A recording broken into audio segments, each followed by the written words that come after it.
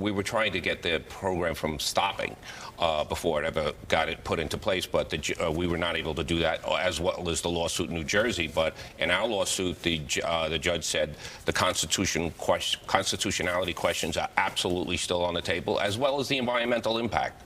Because I noticed you had a guest on before. Yeah, Rachel, what did you think about what Rachel said? Well, She's with every regional time planning. she keeps saying there'll be, oh, look, we'll have less congestion below 60th Street, all I know is that means more congestion for everyone outside of it. And that also means to me, because this is the MTA's papers, less congestion here means they've moved the pollution to the Bronx, to Staten Island. And that's all this is, this is not an environmental issue, because when you're taking pollution from the most affluent neighborhood in the city and moving it to some of the poorest neighborhoods in the city, that's just ridiculously wrong. Would you be okay if the city gave you a carve-out, an exemption for your teachers? Would you be okay with then congestion pricing? We would. That would be okay for the teachers, but we're still dealing with the issues of there are major asthma problems in certain neighborhoods. In Staten Island and the Bronx are some of the highest asthma rates in the city.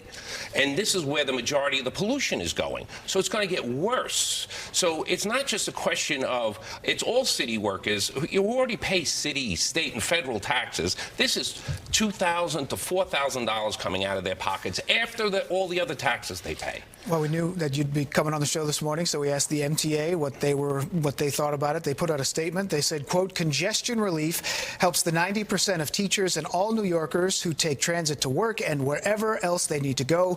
A federal judge heard and rejected the union's complaints about the MTA's exhaustive environmental review process and instead greenlit our effort to reduce congestion, clean up the air, and upgrade transit. What's your response? It's the MTA. I really don't think any statement they've ever made has no validity with anyone, because everything they've ever done, the whole reason they're in this mess is because of their gross incompetence. Let's be clear. This is decades of gross incompetence by this agency. Never trust a woman or a government.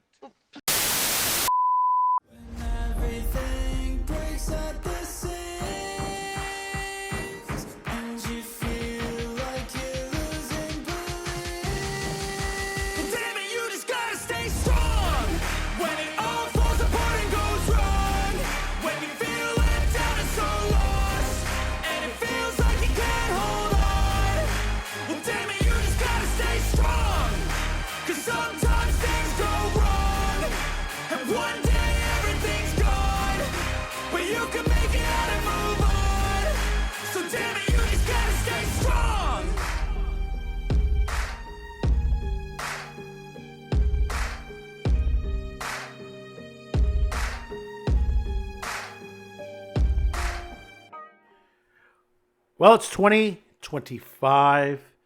The biggest tax grift in New York's history, or U.S. history, is going on right now, and that's congestive pricing. If you're not familiar with that, basically they have instituted tolls at the 61st Street level of Manhattan. So if you happen to go to lower part of Manhattan, you have to pay $9 on top of the tolls you've already paid. And basically, you have people that are complaining because they said, well, we're trying to basically, solve the pollution problem here in New York, and this will clean the air in downtown on that. But see, the thing is that the research that they did wasn't proper, number one. The pollution that they claim that is going to reduce has only been shifted somewhat because the traffic jams are still here. They're still here because trucks need to get into the city. Cabs need to get into the city. Buses, there is, we are a busy city. All you've done is shifted more pollution to the bastard borough, which is basically Staten Island. You've also screwed over the state of New Jersey, which they're suing. The public sector unions, as the fire department, the police department, the teachers union, and many other unions are all suing because it affects them as well. It's going to hurt New York. For example, the fire department, we're going to lose workers and the police department. That the police department is already shorthanded as it is because most of these people will move out of Manhattan. And on top of that, they shuffle around some of their workers, like the FDNY, and they use their own cars to get from station to station whenever they're needed. Now they can't use their car. They'll have to use mass transit, which will take longer to get to their destination, which put lives at risk. And the biggest joke, here's the biggest joke to the situation, and this is at two levels. First level, if you happen to live in the 61st zone, okay? In New York, if you've not heard this before, we have alternate side street parking. And the reason we do that is because we clean the streets. Guess what happens when you move your car from your parking space? Just to maybe go around the corner to go straight, maybe uptown, if you're going to go visit people, or you're just going to try to repark it again once it's over. You get charged the $9. Get the fuck out of here. No, I cannot. It's serious because it's... Yes, that's correct. You're not going downtown. Why should you be charged the $9? No, because the unit doesn't know that.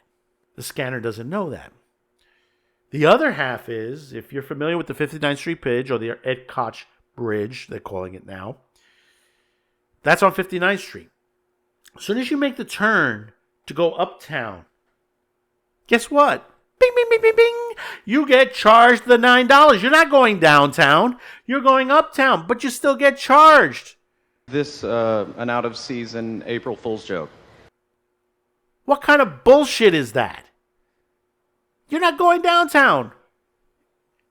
The whole premise of that whole situation is for cars and vehicles that are going downtown to be charged.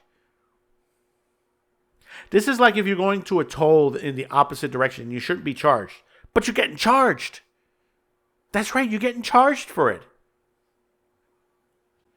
And meanwhile, the subways are getting a bit more crowded for those who try to use the subway and bus system.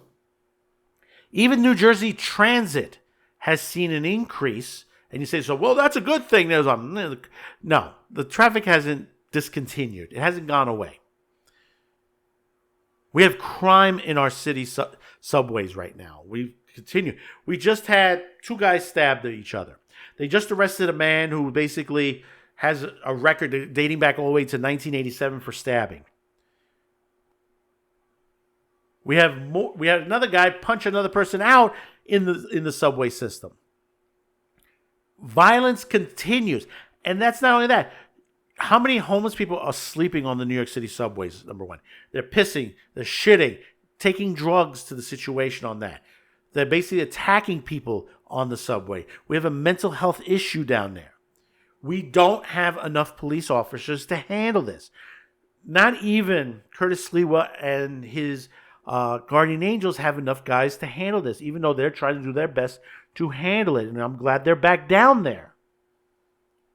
But the MTA boss, Janno Lieber, he slams over this whole situation. He said everything's fine. It's only a couple of minor situations. But what it's going to do, it's going to help build our transit system to be improved.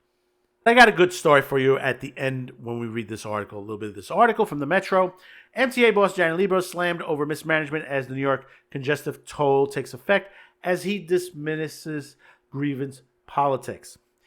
MTA boss Janno Lieber brushed off comments last Tuesday that the agency is mismanaging its massive $20 billion budget, dismissing the state lawmakers the scrutiny of the congestive pricing as grievance politics.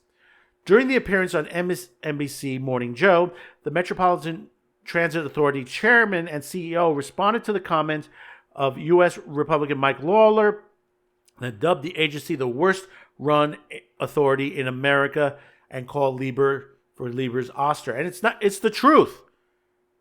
This is the truth. The MTA has not been run for many decades.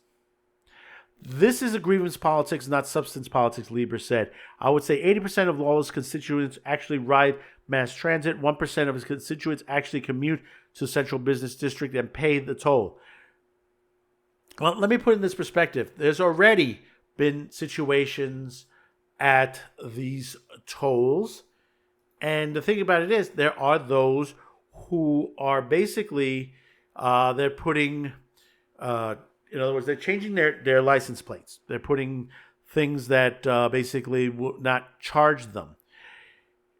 Viral News NYC on X has reported that basically the NYPD has written over 80 tickets and arrested 2 people and has seized 17 cars at congested prices toll locations. Why? Because of their license plates. You're going to see an increase in these shadow license plates that have been going on for quite some time now. And it's, because people don't want to pay it. You have people that are not paying the bus or transit fares on there. We're talking about 45% decrease in transit fares. 45%. Think about that. That's about half of the city. Half the city of New York are saying, fuck the MTA. They ain't getting another dime out of me. It's ridiculous on the service. Host Willie Geist reiterated Lawler's point, noting that with a $20 billion budget, the MTA already should have been able to take care of the subways without adding an extra $9 fee for drivers entering Manhattan below 60th Street. And that's the truth. That is the truth. Where is this money going? They shouldn't look the way they look. Most of these subway stations shouldn't operate the way they operate. Most of these train stations, you shouldn't have that to then slap $9 tax on a commuter to pour more money into the system that doesn't appear to be working for New Yorkers, guys said. Lieber defended that MTA, noting that it has enormous strides in terms of reliability, grown ridership, and expanded with the construction of the 2nd Avenue subway line. I am glad that was brought up. And I'm going to tell you a quick story before we continue on here. The 2nd Avenue subway. Do you know how long that this project has been in the works? It's not recent. It's not within the last 10 years. It's not within the last 20 years. It's not in the last 40 years. This project has been going on even when I was a child. And it's had its issues. But the real length of this project goes back to the 20s and 30s. Yeah, that's right. The 2nd Avenue subway line has been in the works since the 20s and 30s. That should tell you the mismanagement, the decades of mismanagement of the MTA. This line should have been completed well after the 50s.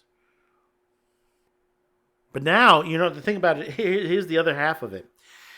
How many people are going to be, when this eventually is completed, whenever that'll be, it'll probably be out of my timeline, who will be using it? Most people that live on 2nd Avenue have figured out other ways to get around New York. There are buses on the above ground, cabs, walk over a couple of avenues over and grab the subway. See, the thing is that they didn't think these things out. This is not the only thing that's been going on. And there's a lot more coming. We're going to read a little bit more of this, and I got a lot more to tell you.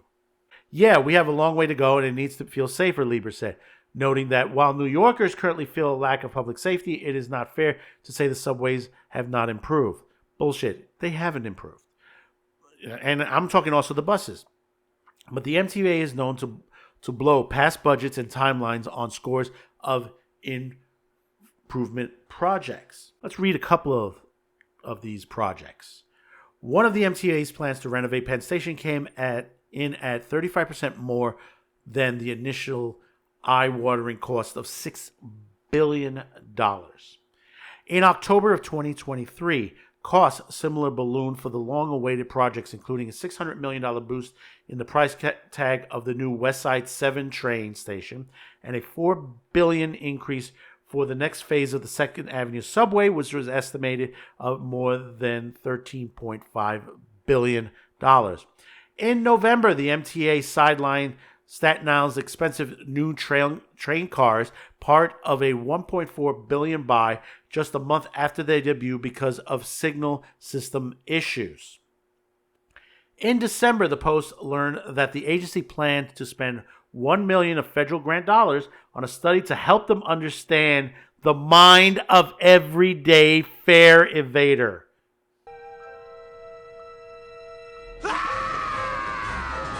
It's a big joke, isn't it? It's a real big fucking joke when it comes to this, and you hear this. I mean, the signal units that we're using, I mean, they still go back to my youth and even before that. You heard about the power outage that happened, on a system that's just basically that unit is over 50 years old. Well over 50 years, maybe longer. They cry poverty when they're forcing New Yorkers to pay ridiculous tolls to drive into Manhattan. Yet, somehow they managed to find enough money to pay for these insane studies, City Council member Joanne Arroyo told the New York Post. Meanwhile, they are exploring high-profile crime punctuated by horrific recent incidents such as the sleeping subway rider who allegedly torched to death by a drunk migrant, or a knife-wielding violent recidivist accused of stabbing 2 people in the subway last week. Yeah, that drunken migrant has pleaded not guilty, if you don't know that at this point. This is someone who came in illegally, was ejected back out, and snuck back in. And this is a guy who basically was drinking and, I believe, smoking K, that synthetic marijuana. Where was he getting the money for that? Supposedly he didn't have a job. So where was he getting his money? And, this is coming from people, from organizations that give this money out basically to, illegal immigrants. This is what happens. Charity to these people. But meanwhile, you have a woman here from New Jersey who basically fell on hard times. Who literally, probably, if you heard the Curtis Sliwa broadcast on the radio, talked about her and basically that she went looking for her parents and couldn't find them, that either they passed away or something of that nature, because she went to her home and they'd already been sold. And basically, she headed in New York, and this is where she died. Torched to death. A person who had a lot of goals in their life and just basically fell on hard times. Earlier this week, Lieber brushed off concerns about subway crime as being in people's heads while discussing congestive pricing, which will likely force New Yorkers into the problem-plagued public transit system. Lieber, during a Monday interview morning on Bloomberg Surveillance, argues similarly to Mayor Eric Adams that a rash of recent horrifying attacks are distracting from the city's successes in making the subway safer. It is not safer. Practically every day we hear a new situation that happens, and then there's some that we haven't heard yet. Some of these high-profile incidents, terrible attacks have gotten in people's heads and made the whole system feel unsafe, he said. The overall stats are positive. No, they're not. Lieber said on Tuesday morning on Morning Joe that he'd gone to Lawler to ask him to get MTA more money from Congress, but the legislator did nothing. New York gets 45% of mass transit riders in the United States. We get 17% federal money, I said to Congressman. You're in the majority. Can you help us? Never heard from him again, Lieber said. Lieber laminated that Lawler was selling an outdated cartoon, telling host, I wish we had the old New York GOP that went to Washington and worked for New Yorkers who actually they represent. State Comptroller Thomas DiNapoli expressed bewilderment similar to Lawler's Tuesdays over the MTA's wild spending habits, noting on New York One that while the congested pricing will bring a lot of money, it won't settle the agency's new capital plan, which has a funding gap of $33 billion. There's a lot more to this article, and do go out and read it, but I'm going to tell you this. There's a lot going on underneath that subway. There's a lot. You know, they're buying train cars they're coming in and they're not working. The New York, the ones that for Manhattan and the other boroughs were also taken offline at certain points because they had issues. Yeah, they had issues. And meanwhile, they're doing the same thing with buses. They're buying battery-operated buses, but this is New York City. You know, we get bad weather. What do you think happens when it's that cold right now? You think those batteries are going to charge properly? No, they're not. They're not going to charge properly. They're not going to work properly. And when it comes to snow, when it comes that there's a slick out there, they need a lot of power to do this. And then you say, well, you know, they do got power situation. Yeah, but they're using a battery versus gas. Gas you can refill immediately. Batteries take time to charge in low temperatures. Plus, you're running the heat, you're running the lights in the bus. That's going to take up power. They don't work. And here's the other thing from the point of view of a Staten Islander. We have a reduction in bus service here. They won't admit to that. And why? And we've reported this before. The MTA and their all intelligent bias savings of money in the New Yorker pockets, which they claim, basically cut the overtime of their mechanics. Yeah, that's right. We have buses sitting in depots, which, in fact, they're about to close one of those depots down, which is well needed for this island, and turn it into affordable housing. Since they don't have overtime to repair these buses are sitting there. It's a reduction. So what happens? What happens on the line? And I'll tell you this from basically friends of mine, my own wife, who uses the transit system as well, that in early evening, especially early evening, sometimes it happens during midday too, during school hours as well, you see a reduction in bus service. And I'll give you an example once again. Someone once told me they went to the bus stop about, say, 8 o'clock. And we're talking about the S48 line. Now, the S48 line is a bus line that runs, if you're not familiar with New York, it runs from Mariners Harbor on South Ave all the way to the Staten Island Ferry at St. George's. Okay, it's a good line. It runs across. It goes Forest Avenue, South Ave to Forest, then from Forest to Victory all the way up into the ferry port.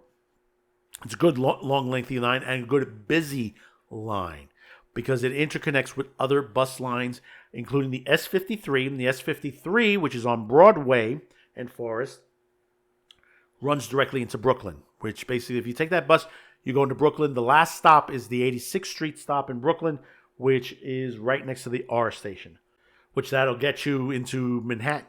That's another way of getting into Manhattan besides the ferry. But you'll be waiting at 8 o'clock. And the bus, normally, you have a couple of them back-to-back that arrive. Averaging it out, say like one gets there about around between 8:05 8:10. Then you have another one about almost 8:30, another one 8:45, and so on and so on and so on. Some of them will run closer together if they're running late to that situation. Now, if you're on the app,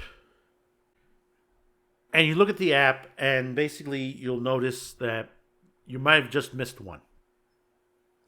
And then you look on the app, and it'll say schedule 48 minutes. And the one above it basically is crossed out. It's supposed to be like, say, for example, it's supposed to be 8:35, and it's crossed out, canceled.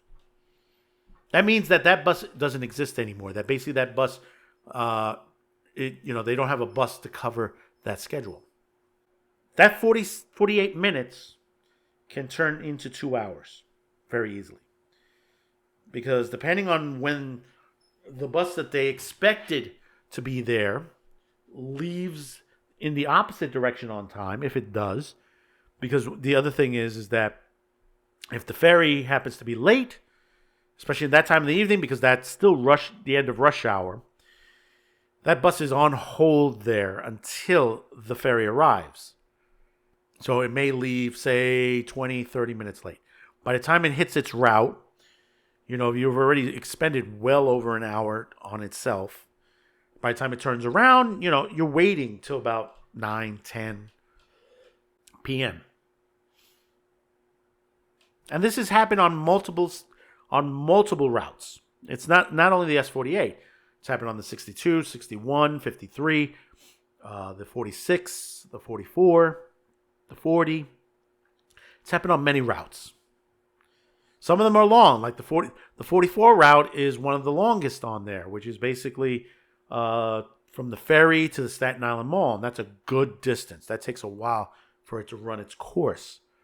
And the thing is that the end of its 44 route course is at the depot. So if that bus, say, goes out of service, and they don't have another bus to replace it, they have to wait for the next bus to arrive to get it on its way immediately. But at night, you don't have any supervisors sitting in their cars at the beginning or the end or in the middle of the routes to rush these guys through. Most of it's by radio, by communications. So sometimes, you got these drivers, they got to go to the bathroom. They have to go to the bathroom before, they get to their route. They got to take their break. They're working hard to that situation. So, but the other part of it is that you have these bus drivers, they're sitting at the depots waiting for a bus to become available for them to use. So you might have, say, 15, 20 drivers just sitting, getting paid just to sit around all day.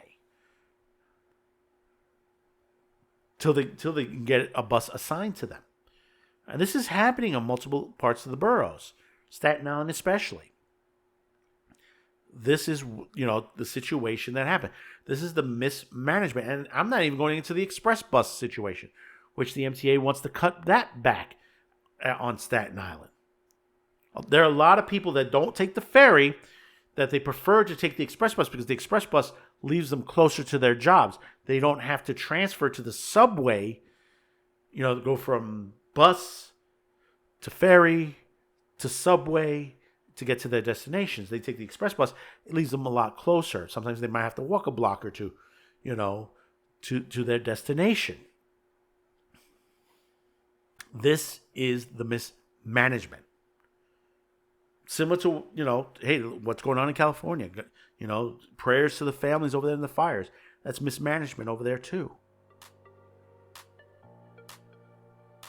The mayor of New York, the governor of New York, the transit chief, transit boss, the CEO, they all need to go. They need to go. Plain and simple. New York is just literally upside down.